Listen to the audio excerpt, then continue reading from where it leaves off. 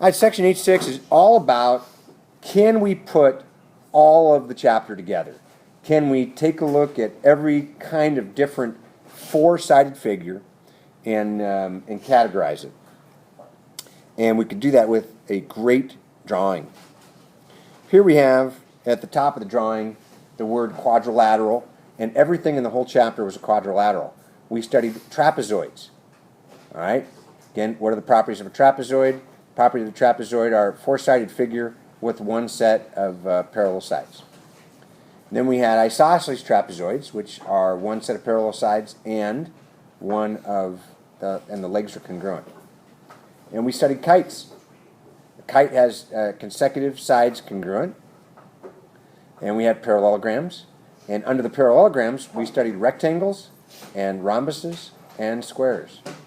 And these are all of the quadrilaterals we'll have to remember. So we want to remember that a square, of course, has got all the DNA of a rectangle and rhombus. We're going to need to remember that it's got all of the DNA of a parallelogram. So we have those 5 different things that we learned about parallelograms. The definition of a parallelogram: the opposite sides are congruent, opposite angles are congruent, the diagonals bisect each other, and I've forgotten one of them.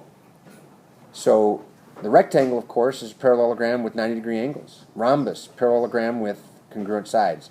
And we have to remember in a rhombus, the properties include the diagonals. Remember in a rectangle, the properties include that the diagonals are congruent. Rhombus, they're perpendicular bisectors of each other.